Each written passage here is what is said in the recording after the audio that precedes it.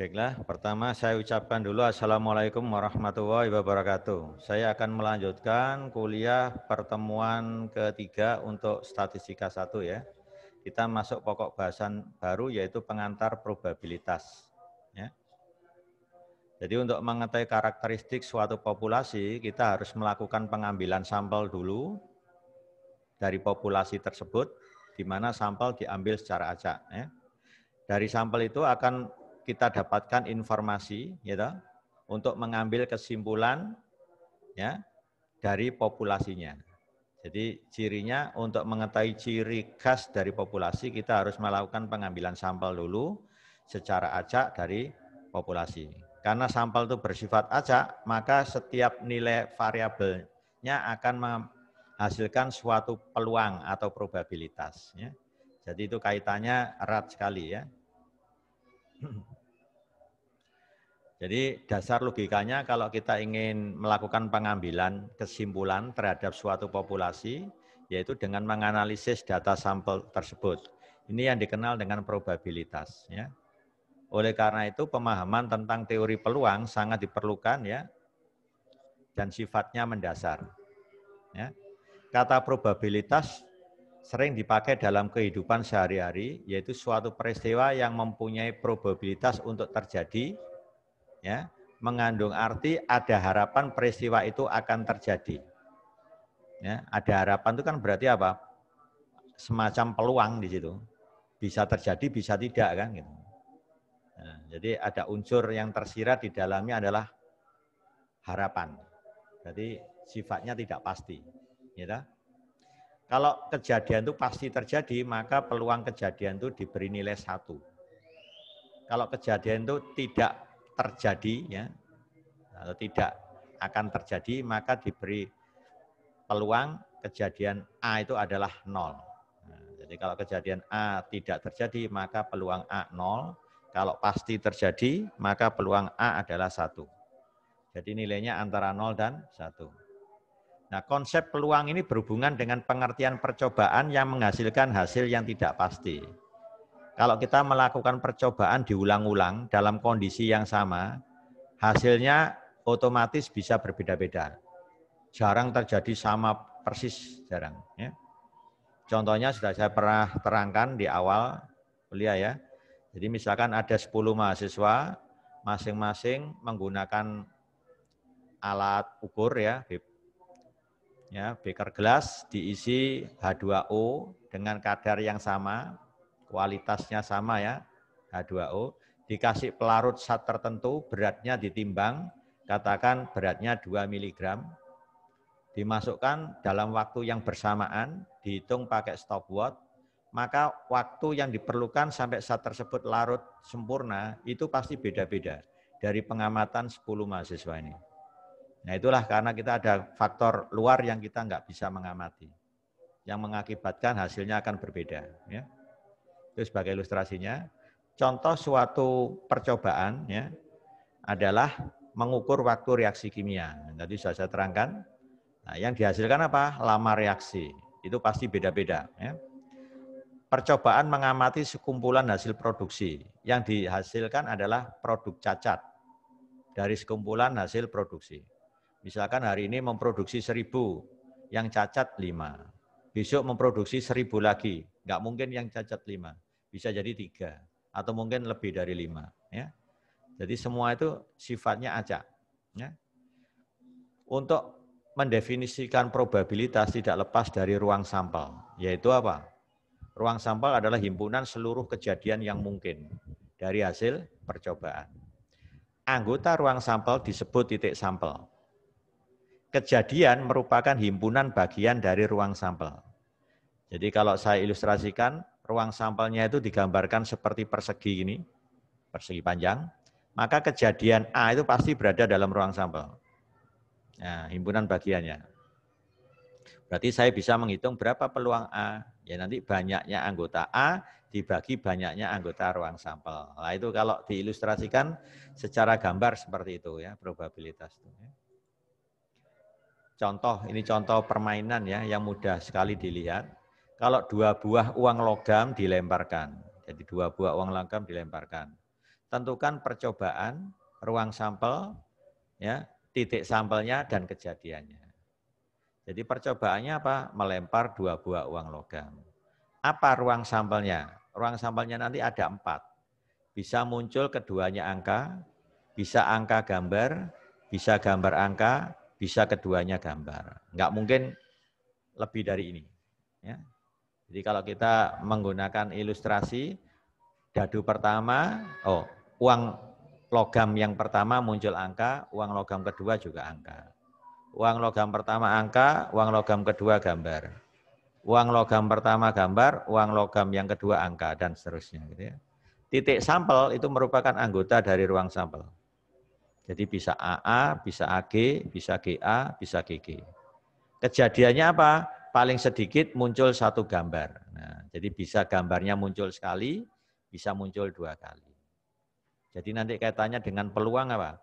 Berapa sih probabilitasnya paling sedikit muncul 1 gambar?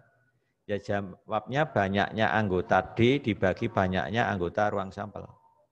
Jadi rumusnya peluang D sama dengan ND, ND-nya ada 3, dibagi NS, NS-nya ada 4. Jadi jawabnya peluang D sama dengan 3/4. Ya. Ini contoh ilustrasi yang paling sederhana untuk menggambarkan peluang. Ya. Konsep untuk menghitung peluang kita harus tahu teori mencacah titik sampel. Karena ini berhubungan erat dengan apa? Ruang sampel. Kalau ruang sampelnya salah hitung, pasti peluangnya salah. Ya. Jadi ya nggak boleh lupa ini mencacah titik sampel.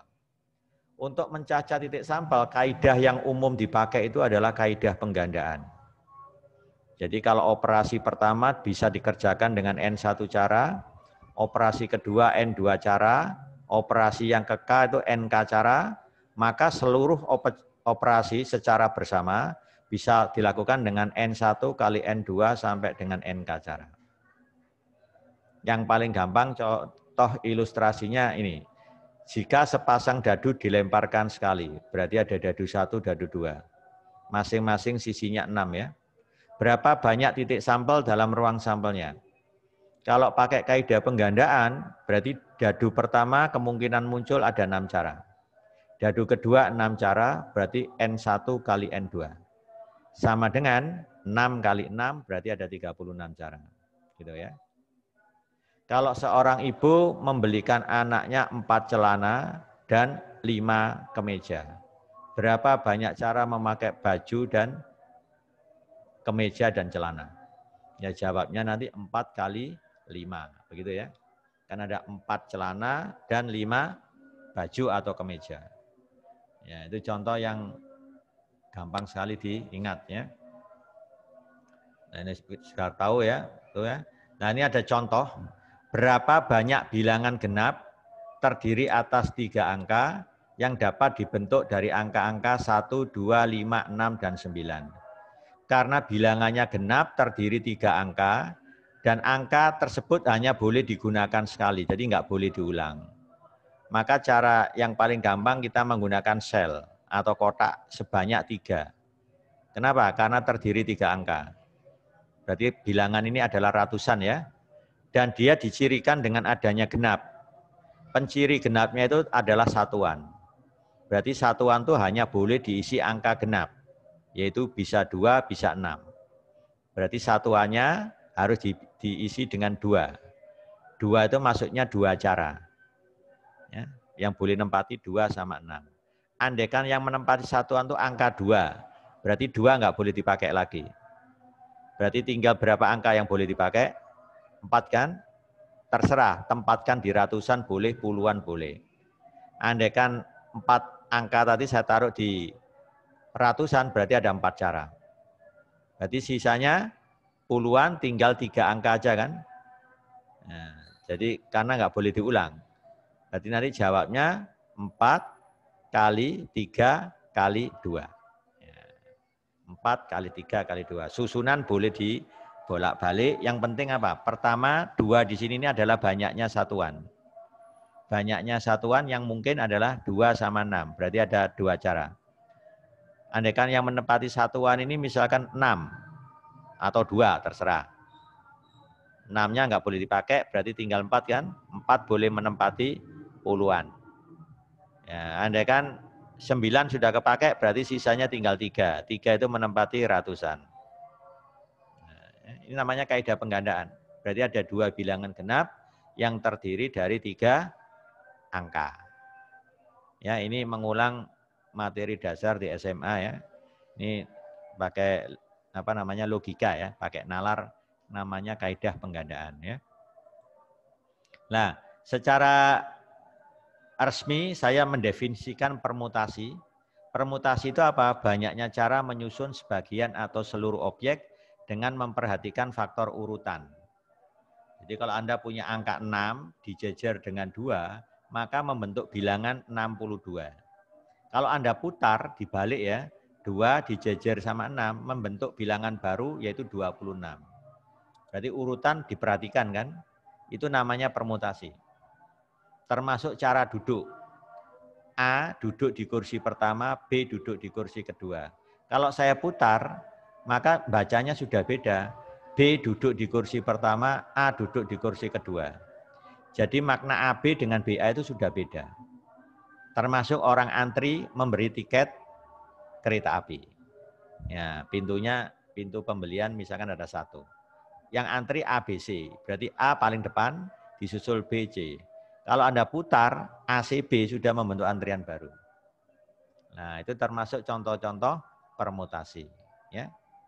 Kalau saya punya N objek yang berbeda, kita permutasikan, itu sama dengan N faktorial. N faktorial itu didefinisikan N kali N-1 kali N-2 sampai berakhir 1. Ya, jadi misalkan ada 3 objek yang berbeda, dipermutasikan berarti jawabnya 3 faktorial. Berapa 3 faktorial? Ya 3 kali 2 kali 1. Berarti ada 6. Ya, itu yang paling gampang. Nah, contohnya apa? Misalkan ada 3 kursi, ditempati oleh 3 orang namanya ABC. Maka cara duduk di kursi ketiga orang ini, itu pasti ada 6 cara. Bisa susunannya, ini kursi pertama, kedua, ketiga ya. Bisa kursi pertama itu bisa ditempati oleh si A, si B, si C, berarti 3 cara. Andaikan kursi pertama sudah ditempati si A, maka nggak mungkin A menempati kursi 2 dan 3. Karena orangnya cuma 1. Berarti kursi kedua bisa ditempati B atau C, 2 cara kan. Nah, kalau B sudah menempati kursi kedua, maka yang terakhir si C itu pasti kursi ketiga. Berarti jawabnya 3 kali 2 kali 1. Atau 3 faktorial. Itu ilustrasinya begitu. Beda dengan yang ketiga ini.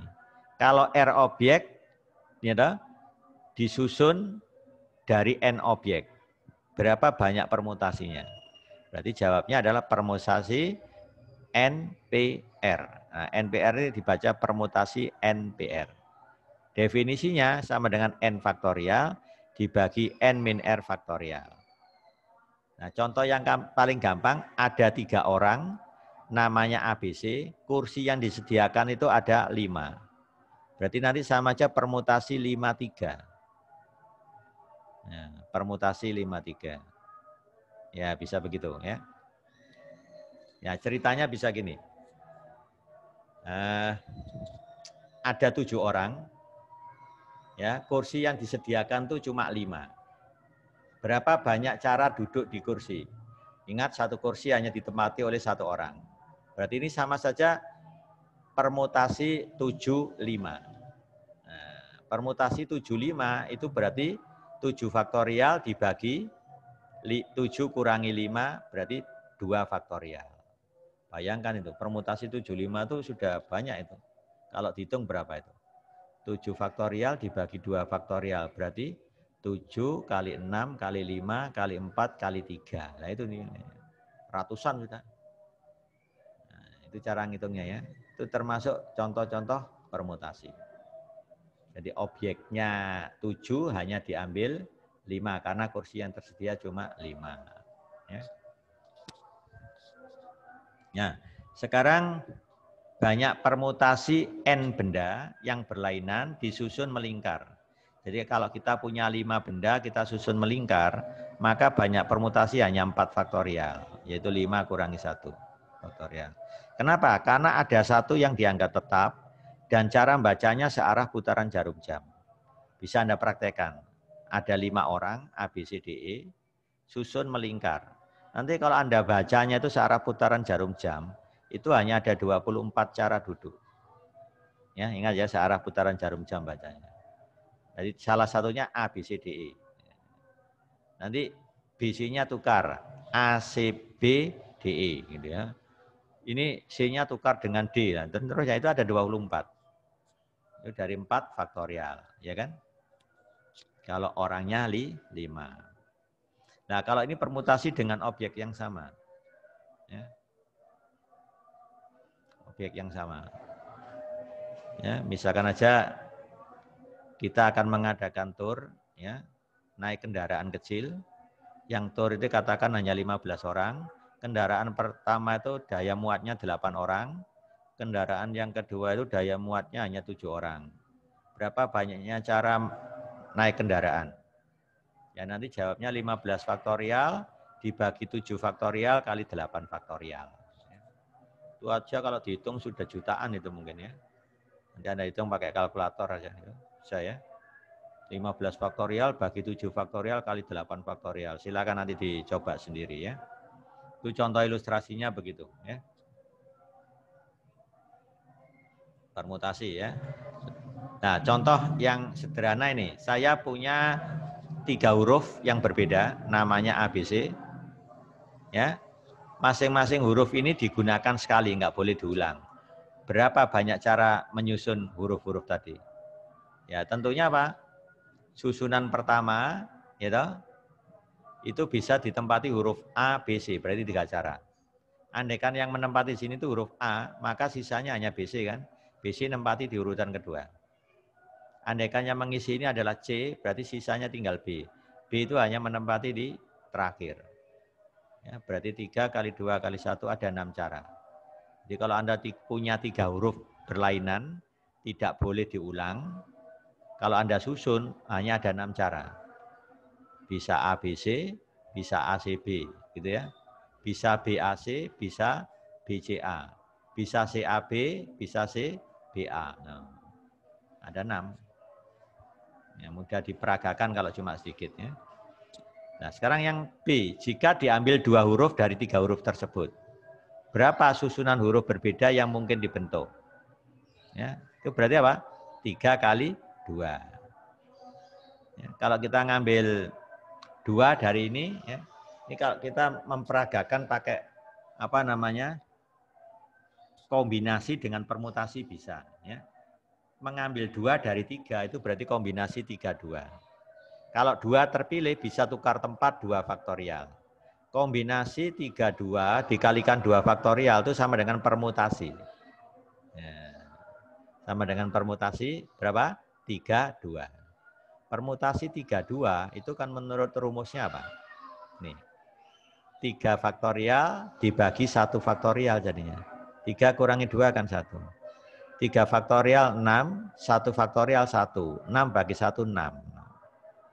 Ya, jadi bisa dengan 2 cara, perpaduan kombinasi dengan permutasi atau langsung permutasi. Itu contoh yang B ya. Ya, nanti coba yang belum terbiasa dengan ini permutasi kombinasi ya, nanti bisa tanya langsung kalau kurang jelas ya, atau tanya temannya juga boleh.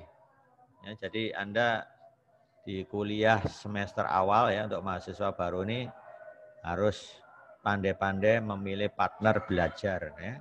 Jangan yang Anda kurang giat belajar, cari teman yang sama-sama enggak giat ya, enggak saling mendukung ya. Jadi harus pandai-pandai mencari teman yang aktif ya. Supaya nanti kalau Anda kurang jelas bisa diberitahu ya. Itu tujuannya saling membantu ya. Nah, itulah ini cara menyusun huruf ya. Permutasi ya. Ini contohnya juga permutasi nih. Ada 4 angka, 1, 2, 3, 4. Berapa banyak bilangan ribuan? Nah, bilangannya ribuan loh ya. Berarti apa? Terdiri berapa angka ini? Kalau ribuan. 4 angka kan? Yang dapat dibuat dari semua angka tersebut dengan syarat tidak boleh diulang. Jadi nggak boleh ada angka 1111, nggak boleh. 1123 nggak boleh. Itu berarti satunya kepakai 2 kali. 1123. Pokoknya harus muncul sekali aja. Nah, ini cara jawabnya sederhana aja. Anda tempatkan aja mulai dari ribuannya dulu boleh, satuannya dulu boleh. Ini misalkan aja ribuan. Berarti tempatnya ribuan itu bisa 1, 2, 3, 4. 4 cara. Andaikan yang menempati ribuan itu angka 2. 2-nya sudah dianggap nggak boleh pakai lagi. Tinggal 3 kan, nempati ratusan. Andaikan yang menempati ratusan itu 4. Berarti kita tinggal punya 2 angka lagi. 1 sama 3 kan. Nah itu boleh nempati puluhan. Ini sudah terpilih 1 lagi, berarti tinggal 1 kan, dia nempati satuan. Ternyata ini sama dengan 4 faktorial. Atau 24 bilangan ribuan yang bisa dibuat dari angka-angka ini. Gitu ya. Ya gitu. Banyak bilangan ribuan yang dapat dibuat ada berapa? Kalau sekarang ini, berapa banyak bilangan puluhan, nih puluhan ya, yang dapat dibuat dari angka-angka tersebut, dengan syarat tidak boleh diulang. Nah, ini berarti permutasi. Kalau angkanya itu bilangannya puluhan berarti hanya butuh 2 kotak. Puluhan sama satuan. Puluhan boleh diisi semuanya, berarti 4 cara. Ya kan? 4 cara. Ya toh? Sedangkan satuannya hanya boleh diisi 3 kan? Ya, kan kepakai 1 kan berarti tinggal 3. Berarti kalau pakai cara pertama ya menggunakan kaidah penggandaan tadi. Berlaku umum tuh kaidah penggandaan. Jawabnya hanya 4 kali 3, 12. Nah, kalau pakai permutasi, sama saja permutasi 4, 2. Gitu. Nilainya juga sama 12. Terserah Anda mau pakai kaidah penggandaan, boleh. Yang penting logikanya sama dan hasilnya harus benar, harus sama. Ya. Logikanya yang penting benar. Ya. Ya gitu ya, ini contoh menyusun bilangan dari angka yang ada. Nah, contoh permutasi yang berulang tadi, ada kata matematika. Berapa banyak cara kita menyusun kata matematika ini? Ya, berarti kita tinggal cek. M itu muncul 2 kali, A muncul 3 kali, T muncul 2 kali, E sekali nggak usah dilihat kalau muncul sekali, I muncul sekali, K muncul sekali. Berarti yang dilihat itu hanya M muncul 2 kali, berarti 2 faktorial. A muncul 3 kali, 3 faktorial. T muncul 2 kali, 2 faktorial. Lainnya muncul sekali. Kalau muncul sekali nggak usah ditulis, enggak apa-apa. 1 faktorial kan 1 masalahnya. Berarti seluruh huruf yang menyusun matematika ini ada 10. Berarti 10 faktorial dibagi 2 faktorial, ini yang berhubungan dengan huruf M. 3 faktorial yang berhubungan dengan huruf A. 2 faktorial berhubungan dengan huruf T. Ini aja sudah 151.200 macam kata yang disusun dari matematika. Katanya bisa bermakna, bisa tidak, gitu ya. Bisa bermakna, bisa tidak. Nah, sekarang kita masuk ke kombinasi. Kombinasi itu banyaknya cara menyusun sebagian atau seluruh objek tanpa memperhatikan urutan. Contoh yang gampang tuh kalau Ali berjabatan tangan dengan Agus. Nah, atau Ali dengan Budi aja ya. Ali berjabatan tangan dengan Budi. Kemudian saya balik, Budi berjabatan tangan dengan Ali. Ini kan maknanya sama ini. Ya yang berjabatan 2 orang tadi, Ali dan Budi. Meskipun saya bolak-balik, ya tetap aja maknanya 1. Nah ini termasuk kombinasi. Urutan nggak ada pengaruh. Kedua, contohnya apa? Mencampur warna. Merah dicampur biru, misalkan aja berubah jadi ungu. Sekarang kalau biru dicampur merah, ya tetap ungu. Nggak membentuk warna baru. Iya kan? Ya, gitu ya. Kita mengambil benda dari kotak. Yang terpilih benda A, B, C. Saya kembalikan lagi. Ngambil lagi 3. Yang terpilih B, C, A. Ya sama aja maknanya. Bendanya namanya ya ABC tadi. Cuma dibolak-balik pun ya tetap namanya ABC. Itu termasuk kombinasi. Contoh lain lagi apa? Kita punya 5 buah titik yang tidak di mana tidak boleh ada 3 titik atau lebih yang segaris. Berapa banyak segitiga yang bisa dibuat? Salah satu segitiga itu menghubungkan titik pertama, kedua, ketiga. Gitu. Kalau saya balik, segitiga diperoleh dari menghubungkan titik 3, 2, 1. Yaitu maknanya sama aja. Titik 1, 2, 3 dihubungkan menjadi satu segitiga. Titik 3, 2, 1 dihubungkan menjadi segitiga baru apa enggak? Ya tidak, segitiganya sama. Itu termasuk kasus kombinasi. Menghitung banyaknya segitiga dari titik yang disediakan. Ya. Nah, contoh kasus saya tadi, ada 5 titik, tidak boleh ada 3 titik atau lebih yang segaris. Ingat, kalau ada 3 titik segaris nggak bisa buat segitiga kita ya. Jadi misalkan titik pertama di sini, kedua di sini, yang ketiga nggak boleh di sini, yang keempat pun juga nggak boleh. Jadi harus nyerong dikit. Nah, di 1, 2, 3. Nah, 2, 3 nggak boleh ada 4 di sini, turun. Nah, 4. Ya, 3, 4 nggak boleh ada 5, turun. Nah, buat segitiga, nanti banyaknya segitiga yang terbentuk kombinasi 5, 3. Karena segitiga itu butuh 3 titik. Ya, itu caranya ya. Jadi kalau kita punya 5 titik, di mana tidak boleh ada 3 titik atau lebih yang segaris, berapa banyak segitiga yang bisa dibuat? Jawabnya kombinasi 5, 3. Ngitungnya pakai rumus ini. Kombinasi 5, 3 itu berarti, atau ditulis pakai lambang matrik. Ya, ini bukan matrik sebenarnya, ini hanya simbol kombinasi. Ada yang menulis pakai begini, ada yang pakai C. Yang penting definisinya sama. N faktorial dibagi R faktorial kali N min R faktorial. Ya, perlu dicatat 0 faktorial itu 1. 1 faktorial itu juga 1. Jadi jangan sampai salah ngitung ya. Nanti ada yang ngitung 0 faktorial 0, fatal nanti ya, nggak bisa. Ya. Ya itu kombinasi. Contoh ini.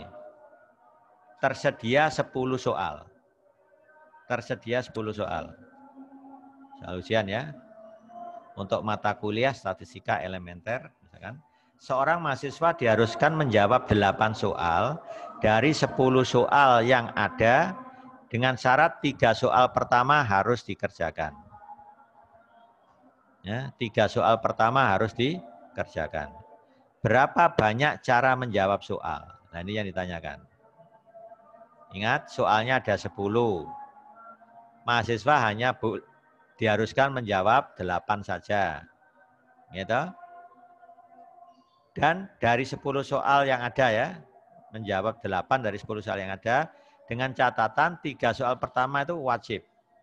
Berarti ibaratnya nomor 1, 2, 3 itu harus dikerjakan dulu.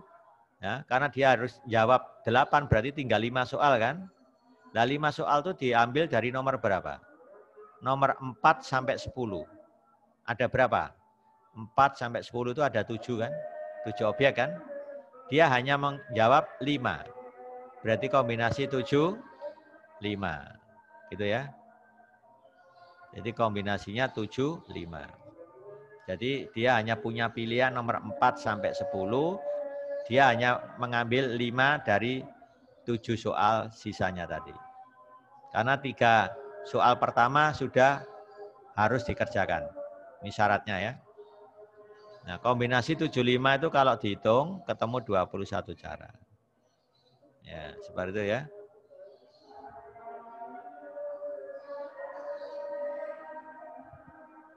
Ya, itu ya. Oke, ini yang teknik kombinasi ya. Coba saya jelaskan soal ya. Soal, misalkan ada soal seperti ini. Dari 4 angka, 1, 2, 3, dan 4, dibentuk bilangan-bilangan, tentukan banyaknya bilangan yang terbentuk dengan nilai masing-masing kurang dari 3.000. Kalau Anda menghadapi soal seperti ini, berarti bisa jadi bilangan itu satuan. Nggak ada keterangan di sini. Pokoknya dibentuk bilangan-bilangan gitu aja. Bisa aja bilangan satuan, bilangan puluhan, bilangan ratusan, bahkan bilangan ribuan. Yang kurang dari 3.000. Ada kan? Nah, di mana untuk menjawab ini? Saya kasih ilustrasi dulu. Kalau bilangannya itu satuan, pasti lebih kecil 3.000. Ada berapa banyak? Jawabnya ada 4 untuk bilangan satuan. Bisa aja bilangan 1, kurang dari ini kan? Bilangan 2, bilangan 3, bilangan 4. Nah, itu contoh yang bilangan satuan, ada 4 cara. Kalau bilangannya puluhan, berarti kita harus membuat 2 kotak. Puluhannya itu bisa diisi 1, 2, 3, 4, berarti 4 cara. Satuannya juga boleh diisi 1, 2, 3, 4. Jadi 4 kali 4, berarti ada 16. Kenapa? Karena di sini nggak ada ketentuan bilangannya hanya boleh dipakai, angkanya hanya boleh dipakai sekali. Nggak ada ketentuan seperti itu. Jadi bisa aja nanti yang terpilih puluhannya itu berapa? 11, 1, 1. Bisa aja 2, 2. Bisa aja 3, 3, 4, 4. 1, 2 berarti 12. 1, 3, 1, 4. Itu kalau dihitung semuanya ada 16. Jadi untuk satuan tadi sebanyak berapa? 4. Untuk puluhan sebanyak berapa? 16. Untuk ratusan sebanyak berapa? Ya tentunya 4 kali 4 kali 4, 64 ya.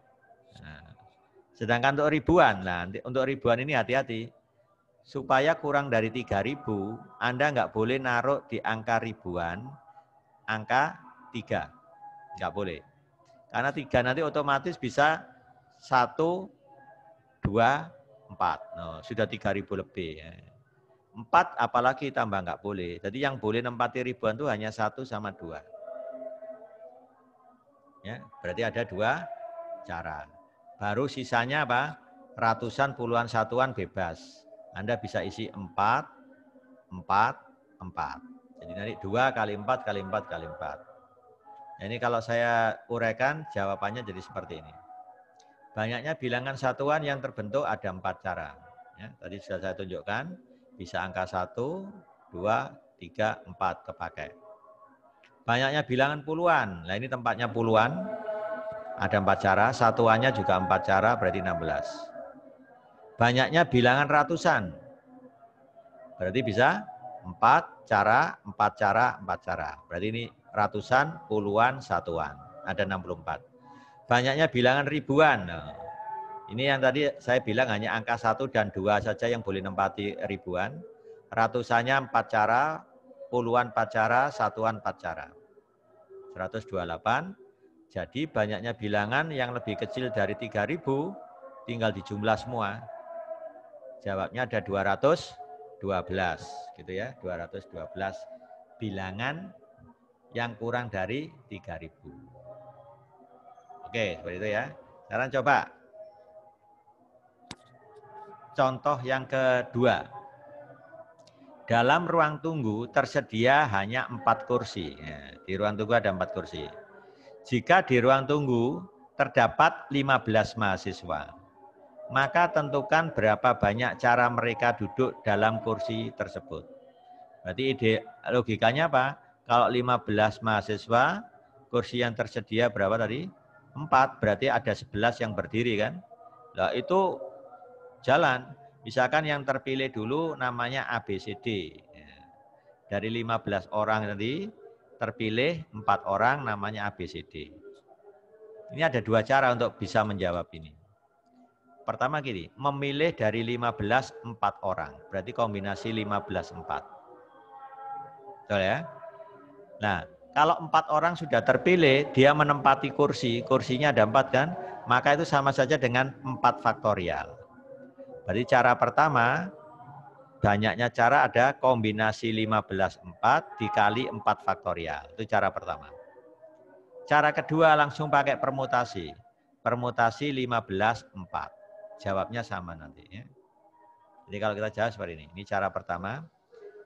Banyak cara memilih 4 orang dari 15 orang. Berarti kombinasi 15 4. Ini kalau saya hitung dengan rumus tadi kan 15 faktorial dibagi 4 faktorial kali 11 faktorial. Dari mana ini? 11 faktorial itu dari 15 kurangi 4. Ya kan? Ini tinggal masalah ngitung, tidak saya bahas. Nah cara ngitungnya gini. Ini karena ada 11 faktorial, berarti hentikan 15 faktorial itu di 11 faktorial. Jadi 15 kali 14 kali 13 kali 12 kali 11 faktorial. Nanti dicoret ini ya. 4 faktorial sendiri kan 24. 4 kali 3 kali 2 kali 1. Udah tinggal bagi ini aja. 12 saya coret dengan 24. Ketemu 2. 14 saya coret dengan 2 ketemu 7. Jadi jawabnya 15 kali 7 kali 13. Nah, itu aja. Nanti ketemu 1365. Cara duduk, bayangkan. Ini kalau dipraktekkan ya nggak mungkin bisa pingsan ini ya. Kalau Anda mempraktekkan ini, pusing sendiri nanti ya. Banyak cara duduk di kursi ada 24. Ya kan? Jadi banyak cara duduk berapa? Ini kali 24. Jadi total ada 15 mahasiswa antri, kursi yang tersedia 4, itu banyaknya cara duduk 32.760. Nah, sudah nggak mungkin dipraktekkan segini banyak. Ya. Cara 2 pakai permutasi 15/4. Nah, sama persis. Nah, sekarang kalau Anda bernalar, cara 2 ini tidak bisa kita katakan secara umum. Cara 1 ini yang umum. Bisa mengatasi semua masalah. Ini namanya kaidah penggandaan. Jadi cara pertama tadi memilih 4 dari 15 orang. Cara kedua ada 4 kursi diduduki 4 orang. Nah, banyaknya cara ya N1 kali N2. Ini namanya kaidah penggandaan. Nah, ini lebih bersifat umum yang cara 1 ya. Cara 2 memang cepat tapi harus tahu asalnya dari mana gitu ya. Ya itulah, ini saran dari saya, kaidah penggandaan lebih bagus dipakai ya, karena lebih paham.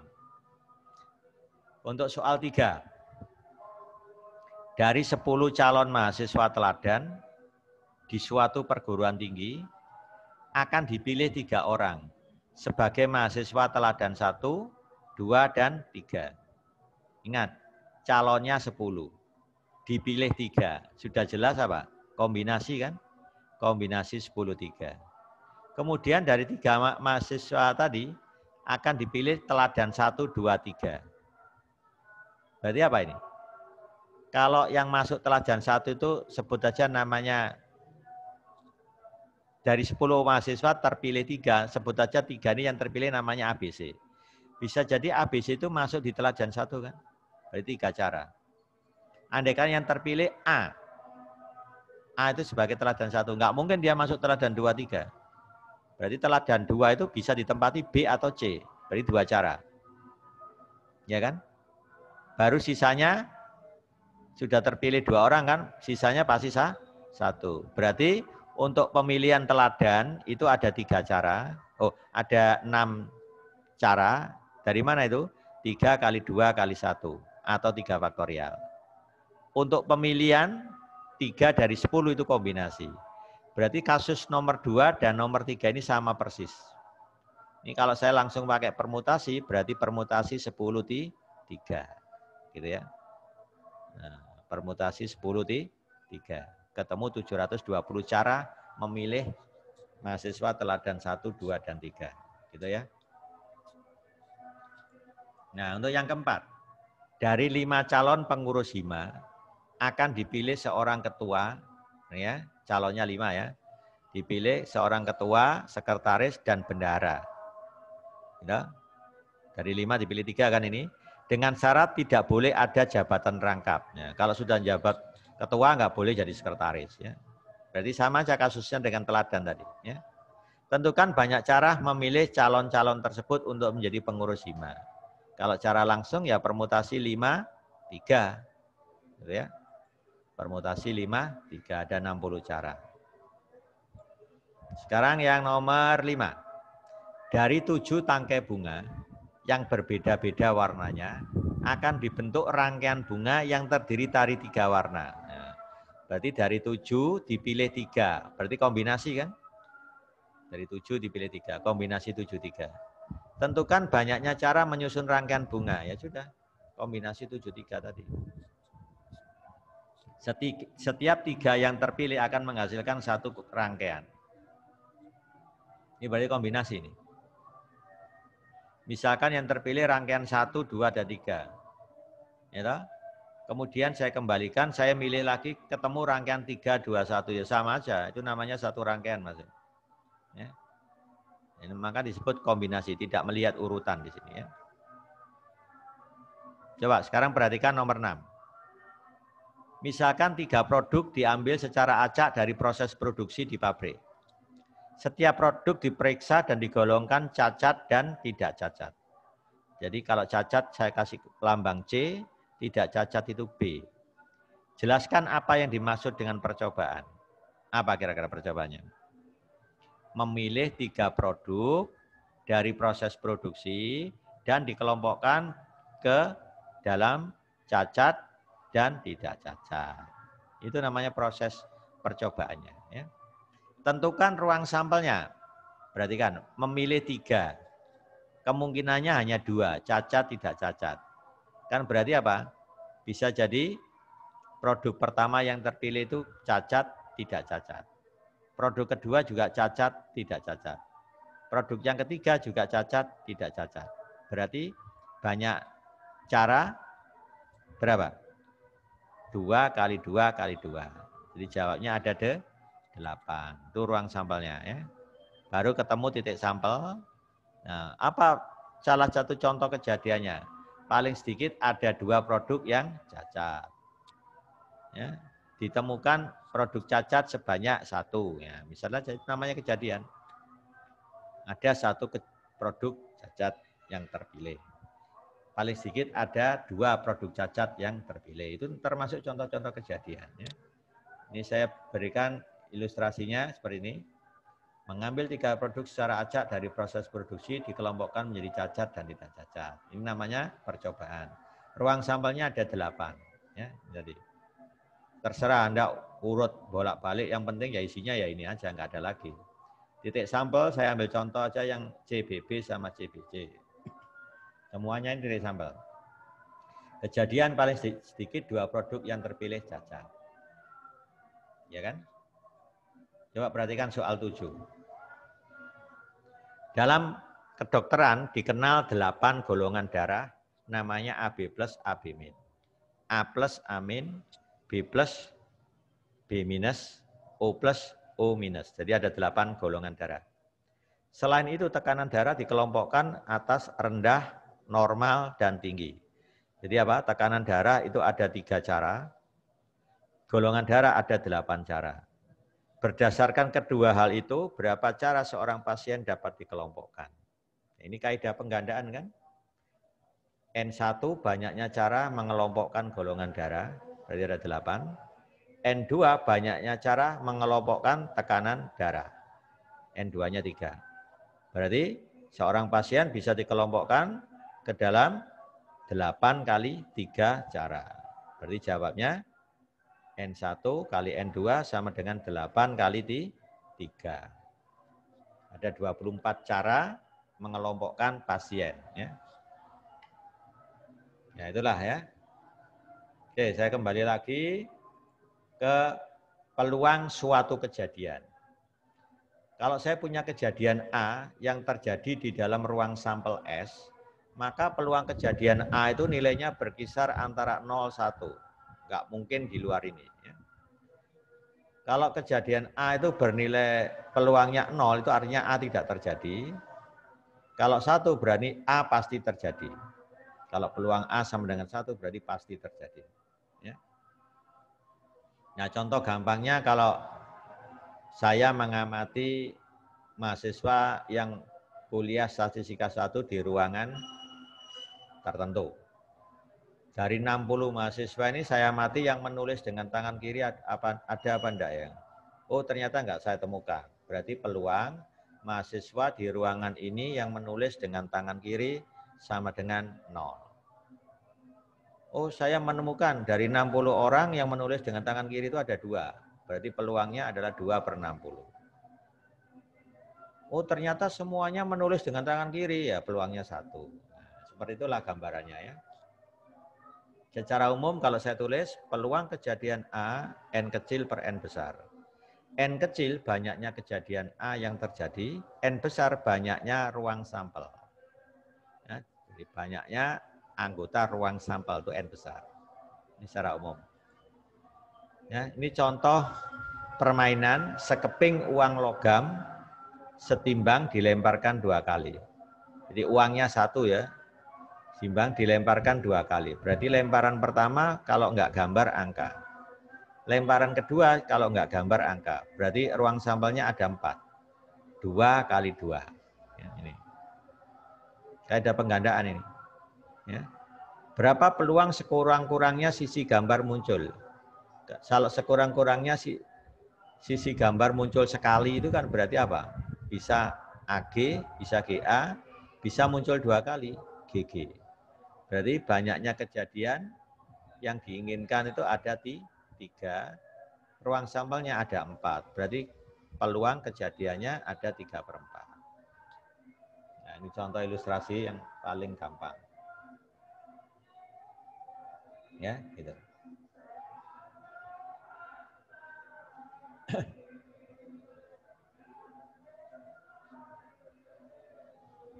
Ya, ini untuk apa namanya?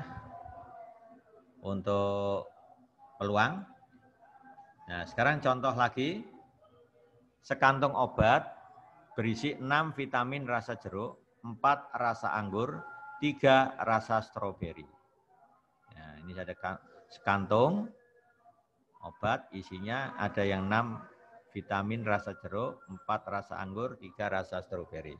Jika seseorang mengambil 1 obat secara acak dari kantung tersebut, hitung peluang mendapat rasa jeruk. Nah, ini paling sederhana ya. Karena rasa jeruk di sini ada 6, total obatnya di sini ada 13. Berarti peluang terpilih rasa jeruk 6/13. Nah, gitu aja. Kalau Anda menjawab peluang, pertama definisikan dulu kejadiannya. Jadi nggak boleh langsung-langsung peluang A sama dengan 6/13, nggak boleh. Ya, karena harus ada penjelasan tentang A itu apa. Di sini saya namakan J, itu adalah kejadian yang terpilih adalah tablet rasa jeruk. A itu rasa anggur, S rasa stroberi. Nah, jumlah tabletnya 13.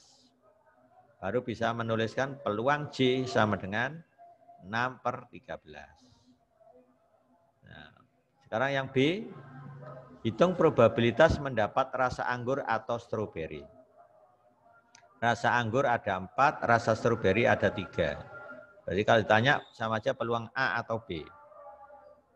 Itu apa? Peluang A ditambah peluang B minus, ada minusnya nih, peluang A dan B.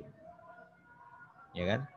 Peluang A kita sudah tahu 4/13 ditambah peluang B 3/13. Berarti ketemu 7/13 kan? Nah, peluang irisannya nggak ada. Mau ngambilnya cuma apa? 1 kan? Mosok ngambil 1 langsung dapat 2. Ya, jadi langsung dapat rasa anggur dan stroberi kan aneh. Jadi peluang A dan B tidak terjadi berarti 0 kan? Nah, ingat ya, rumus umum peluang A atau B itu adalah peluang A ditambah peluang B minus peluang A dan B. Berhubung peluang A dan B nggak mungkin terjadi berarti 0, tinggal peluang A tambah peluang B. Jawabnya 7/13. Rumus secara lengkap peluang seperti ini. Ya. Jadi kalau saya punya 2 kejadian A dan B, ya, A dan B, maka peluang A atau B, jadi union itu dibaca atau, itu sama dengan peluang A ditambah peluang B minus peluang A dan B. Kalau A dan B itu saling terpisah atau mutually eksklusif, ya, saling terpisah, maka A irisan B itu himpunan kosong. Peluang himpunan kosong kan 0, maka ini hilang, tinggal peluang A tambah peluang B, jadilah ini. Jadi ini adalah kejadian khusus dari yang pertama. Gitu ya. Kalau ada 3 himpunan, berarti ada peluang A atau B atau C. Itu rumusnya adalah peluang A tambah peluang B tambah peluang C. Min peluang A dan B. Ini irisan keduanya. Min peluang A dan C min peluang B dan C, yang terakhir plus peluang A dan B dan C. Ini semuanya bisa dibuktikan ya. Seperti rumus pertama ini buktikan pakai diagram Venn. Ya. Biasanya nek kuliahnya offline ini saya terangkan di papan tulis ya, supaya lebih jelas. Termasuk yang 3 ini. Di sini yang ketiga ini membuktikannya pakai 3 himpunan. A beririsan dengan B, beririsan lagi dengan C, gitu ya. Ya, nanti kita misalkan nama elemennya X, Y, Z, V, T misalkan ya gitu. Nanti bisa buktikan itu ya. Nah, sekarang kalau saya punya N kejadian saling terpisah, jadi nggak ada irisannya. A1 sama A2 irisannya himpunan kosong. A2 dengan A3 himpunan kosong. Pokoknya nggak ada irisan sama sekali antar N kejadian. Maka peluang A1 atau A2 sampai dengan AN sama saja peluang masing-masing dijumlah. Ini mengambil bentuk umum dari yang kedua ini. Ini hanya 2 kejadian, kalau ini N kejadian. Itu aja bedanya. Yang terakhir, kalau saya punya sembarang kejadian A, maka peluang kejadian A ditambah peluang kejadian komplement A sama dengan 1. Contoh, kalau A peluang hari ini Surabaya hujan, misalkan aja 0,3. Maka di sini membacanya peluang hari ini Surabaya tidak hujan. Berarti 0,7. Gitu ya. Ingat, saya tadi bilang A ini sembarang kejadian.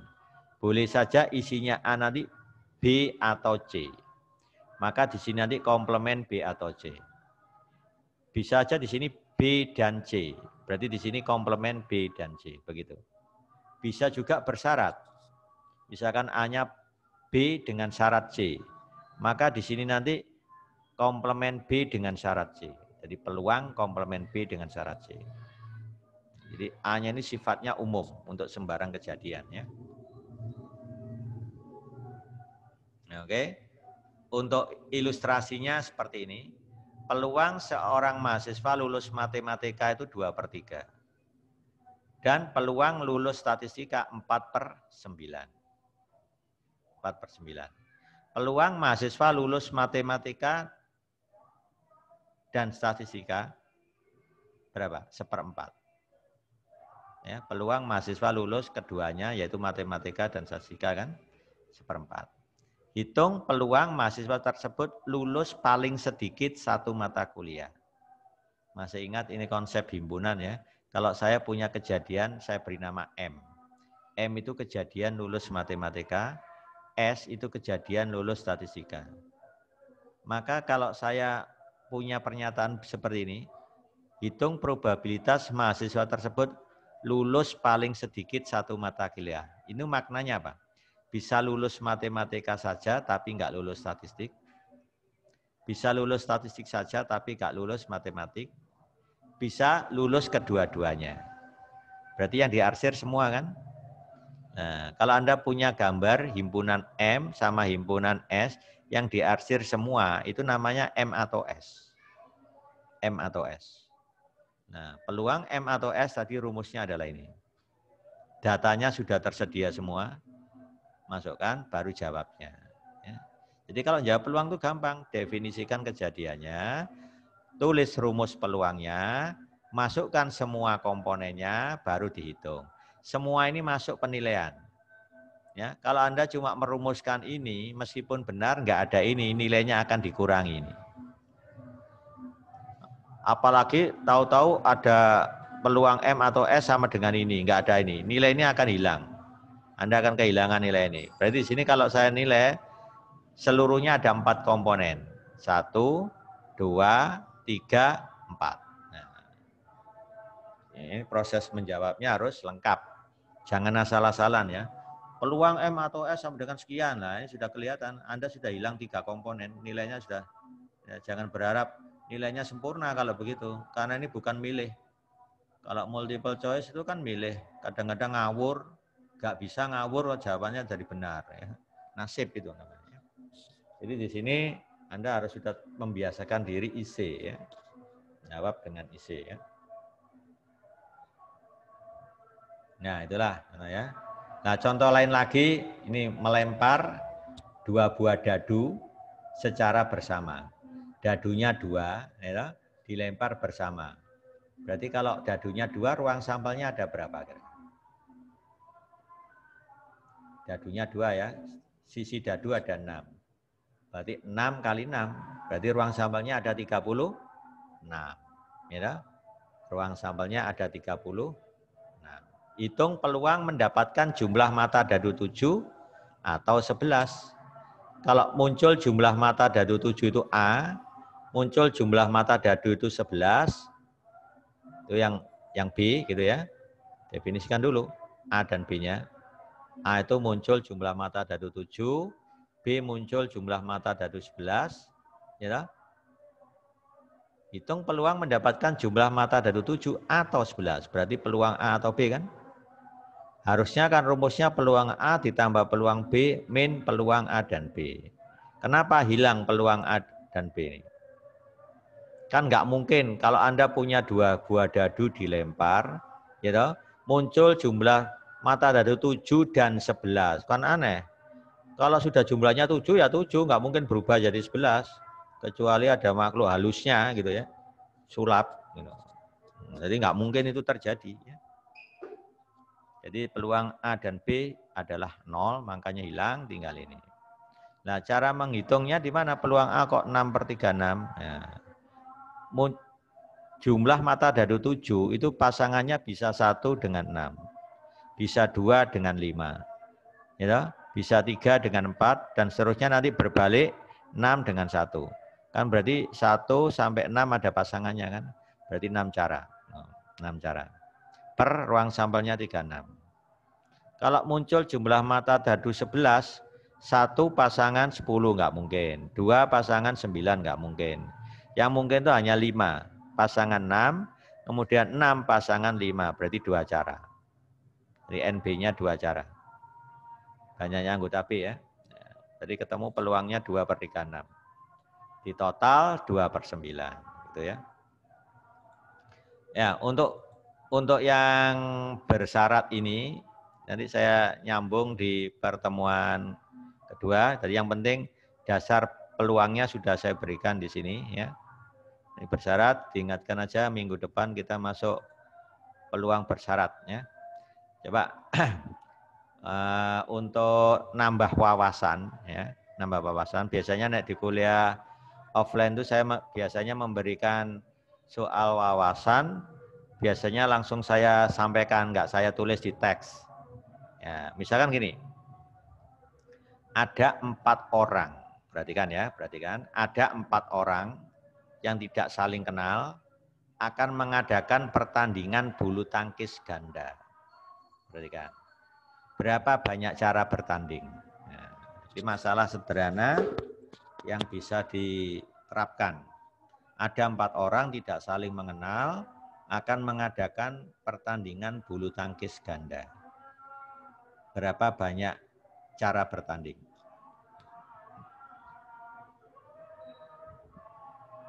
Ya, ini kalau Anda renungkan, nah, Anda bisa memecah persoalan ini, Anda selesaikan, nah, jadi bisa. Ya. Oke, caranya gini, kan ada 4 orang, sebut aja namanya ABCD. Ya, ini yang paling gampang itu ABCD. Bayangkan Anda itu A. Ya, bayangkan Anda itu A. Anda ikut dalam permainan tadi. Nama Anda sebut aja A. Berarti Anda itu bisa berkawan dengan siapa untuk melawan 2 orang lainnya. Kan ganda itu 2 lawan 2 kan. Berarti bisa jadi A itu berkawan dengan B melawan siapa? CD. 1 cara. Betul ya? Bisa A berkawan dengan C melawan BD. 2 cara. Bisa A berkawan dengan apa? D melawan BC. 3 cara. Kira-kira ada lagi enggak? Ada lagi enggak yang bisa dilakukan? Jadi ingat, yang sudah ditemukan hanya 3. Ya jawabnya 3 itu. Ada 3 cara untuk bertanding. Mungkin Anda penasaran, loh kok bisa Pak? Coba, misalkan B Pak, silakan coba B. B berkawan dengan A melawan CD. Sudah terwakili belum? Sudah. A berkawan dengan B melawan CD. Loh, sudah terwakili. Pak, saya mau penasaran, saya mau memilih yang D aja, silakan. D berkawan dengan A melawan siapa? BC kan? Kan sudah diwakili tadi. A berkawan dengan D melawan BC. Jadi otomatis hanya 3 kemungkinan itu yang bisa didapat. Ya, gitu ya. Hanya 3 kemungkinan. Jadi kalau 3 orang bertanding, 4 orang bertanding ya, melakukan pertandingan bulu tangkis ganda, maka banyaknya cara bertanding ada di 3 cara. Itu cara memahami masalah. Misalkan sekarang orangnya bukan 4, 6. Nah, ya, di mana logikanya? Ada 6 orang akan mengadakan pertandingan bulu tangkis ganda. Berapa banyak cara bertanding? Berarti kan orangnya 6. Padahal sekali bertanding butuh berapa orang? 4 kan? Ya, berarti memilih 4 dari 6 kan? Berarti apa? Kombinasi 6, 4. Betul ya? Kombinasi 6, 4 itu urusan ngitung saya serahkan ke masing-masing. Kalau Anda nggak bisa ngitung kombinasi 6, 4, ya buka rumusnya tadi. Apa itu? 6 faktorial dibagi 4 faktorial kali 6 kurangi 4, berarti 2 faktorial. Berarti ketemu berapa? 15 ya. Jadi kombinasi 6, 4 itu ada 15. Yaitu 6 kali 5 kali 4 faktorial. 4 faktorialnya kecoret. 2 faktorial berarti 2. 6 kali 5 bagi 2 kan 15. Terus, nah kalau kita memilih 4 dari 6 orang tadi, maka 4 orang ini akan mengadakan pertandingan bulu tangkis ganda kan? Kan tadi sudah dijawab di pertanyaan pertama ada 3 cara kan? Jadi jawabnya 15 kali 3. Paham ya?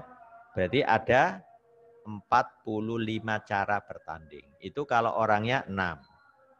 Mengadakan pertandingan bulu tangkis ganda. Itu jawabnya ada 45 cara. Itu kalau Anda pilih seperti itu. Nah, coba sekarang saya kembangkan begini. Pertandingan sepak takraw itu berapa lawan berapa? Menurut pengamatan Anda, siapa yang sering bermain sepak takraw itu pasti tahu itu. Oh, sepak takraw itu 3 lawan 3, Pak. Oh ya, betul. 3 lawan 3. Berarti sekali bertanding butuh berapa orang? 6 orang ya. 3 lawan 3. Andai kan 6 orang mengadakan pertandingan sepak takraw, di mana cara Anda menjawab? 6 orang mengadakan pertandingan sepak takraw. Belum lebih dari 6, belum. 6 aja, dipaskan dulu. Jadi bayangkan apa? Anda yang terlibat 6 orang itu namanya A, B, C, D, E, F. Ya. Pilih aja salah satu A. Berarti untuk bertanding 3 lawan 3, berarti A bisa memilih 2 orang kan? Betul enggak? Memilih 2 orang dari 5 orang kan? Nah, jadi A tadi dianggap tetap, dia bisa berpasangan dengan 2 orang. Dari mana memilih 2 orang? Kan dari 5 pilihan. Berarti jawabnya kombinasi 5, 2. Paham ya? Kombinasi 5, 2. Berapa kombinasi 5, 2? Silakan dihitung. 5 faktorial dibagi 2 faktorial, ya kan? Dikali berapa? 3 faktorial. Itu kombinasi 5, 2. Jadi nanti 5 kali 4 kali 3 faktorial, 3 faktorialnya hilang. 5 kali 4, 20 dibagi 2, 10. Ada 10 cara melakukan pertandingan sepak takraw. 3 lawan 3. Nah, dikembangkan, Pak, sekarang orangnya 10 mengadakan pertandingan sepak takraw. Ya tinggal kalikan kombinasi. Sekali bertanding kan 6 orang, berarti kombinasi 10, 6. Nah, 6 orang yang bertanding tadi, apa? Kombinasi 5, 2. Jadi jawabnya kombinasi berapa? 10, 6 dikali kombinasi 5, 2. Itulah jawabnya. Begitu kalau kita berlogika ya. Berlogika dengan kombinasi permutasi. Jadi harus paham permasalahannya. Semuanya dikerjakan pakai kaidah penggandaan kan? Meskipun kita sudah paham dengan kombinasi permutasi, ya, kalau nggak memahami masalahnya, oh cukup kombinasi ini sama ini, ya, tapi kan nggak tahu ini dikalikan apa enggak ya. Nah, proses mengalikan atau tidak itu taunya dari permasalahan tadi. Ya, contohnya tadi ada 10 orang akan mengadakan pertandingan sepak takraw. Sekali bertanding butuh 6 orang, 3 lawan 3. Itu harus tahu permasalahan seperti itu. Jadi pertama memilih 6 dari 10 orang dulu. Oh berarti kombinasi. Nah gitu aja cara mecahnya. Anggap aja itu N1. Kombinasi 10, 6. Lah N2-nya apa? Dari 6 orang tadi mengadakan pertandingan sepak takraw, berarti ada satu yang dianggap tetap. Dia hanya bisa berkawan dengan 2 orang yang diambil dari 5 orang. Oh berarti kombinasi 5, 2. Itu N2-nya. Jadi banyaknya operasi atau cara bertanding N1 kali N2. Seperti itu ya. Oke, itu sebagai tambahan pengetahuan, wawasan ya. Nanti kalau siapa tahu nanti di ujian saya tanyakan itu. Ya Anda harus siap. Ya, seperti itu ya. Jadi kita orang statistik itu butuh penalaran ya. Karena nanti kalau Anda bekerja di luar pun setelah lulus jadi sarjana statistik, itu dituntut logika berpikir itu. Enggak sekedar hafalan ya, tapi bisa memecahkan persoalan sesuai logika yang benar ya. Oke, saya kira sampai di sini saya akhiri. Assalamualaikum warahmatullahi wabarakatuh.